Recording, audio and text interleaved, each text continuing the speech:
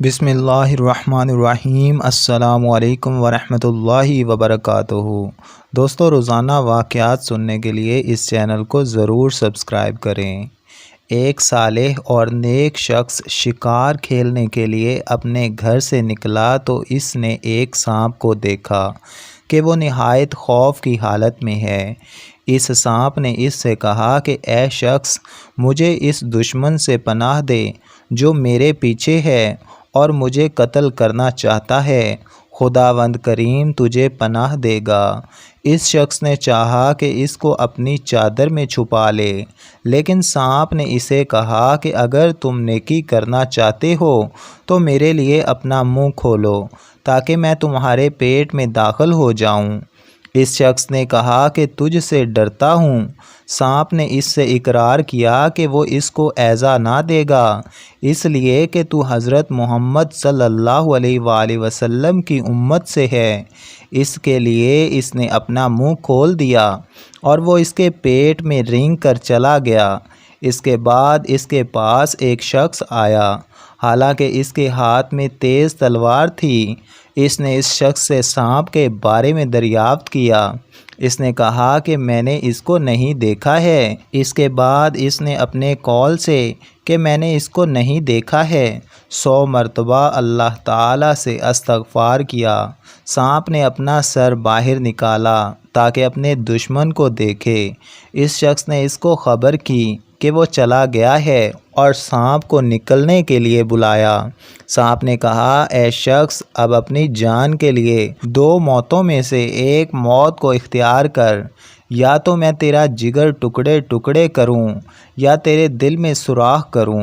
اس شخص نے کہا کہ سبحان اللہ، وہ اقرار کہاں ہے جو ہمارے تمہارے درمیان تھا؟ یہ سن کر سانپ نے کہا کہ میں نے تم سے زیادہ احمق شخص نہیں دیکھا کہ تم اپنے باپ آدم علیہ السلام سے میری عداوت بھول گئے تھے۔ میں نے ہی ان کو جنت سے نکالا اور نااہل کے ساتھ نیکی کرنے پر تم کو کس چیز نے ابھارا؟ اس شخص نے سانپ سے کہا، اگر میرا قتل کرنا ضروری ہے تو مجھے چھوڑ تاکہ اس پہاڑ کے قریب اپنے لیے کوئی مقام بنا لوں۔ اس پر سانپ نے کہا کہ اچھا، جو تم چاہتے ہو اس کو کر لو۔ چنانچہ اس بیچارے نے آسمان کی طرف اپنی آنکھ اٹھائی اور کہا کہ اے لطیف، اپنی پوشیدہ مہربانی کے ساتھ مجھ پر مہربانی فرما۔ یا لطیف، یا قدیر، میں تجھ سے اس قدرت کا سوال کرتا ہوں جس کے ساتھ تو عرش پر برابر غالب ہے اور عرش نے یہ نہ جانا کہ تیری قرار گاہ کہاں ہے۔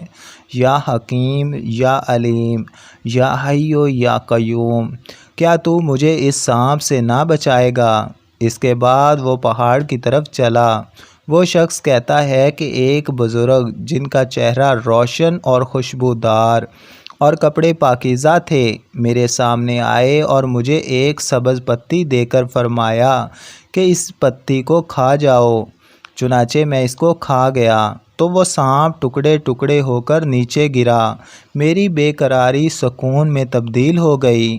اس کے بعد میں نے اس بزرگ سے کہا کہ اے شخص، تم کون ہو کہ اللہ تعالیٰ نے تمہارے ذریعے مجھ پر احسان کیا؟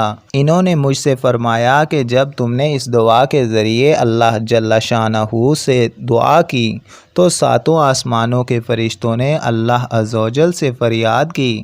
اللہ تعالیٰ نے فرمایا کہ مجھے اپنی عزت اور جلال کی قسم ہے کہ جو کچھ اس سانپ نے میرے بندہ کے ساتھ کیا ہے میں نے دیکھا ہے۔ مجھے حکم دیا ہے کہ میں جنت کی طرف جاؤں اور درخت طوبہ سے ایک پتی لوں اور اس پتی کو لے کر تمہارے پاس پہنچوں اور تم سے ملوں۔ میں وہ شخص ہوں کہ مجھے آسمانوں میں معروف اور مقری کہا جاتا ہے۔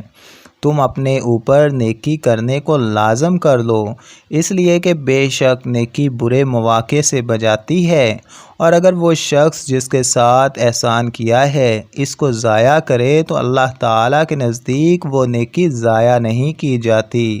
سبحان اللہ۔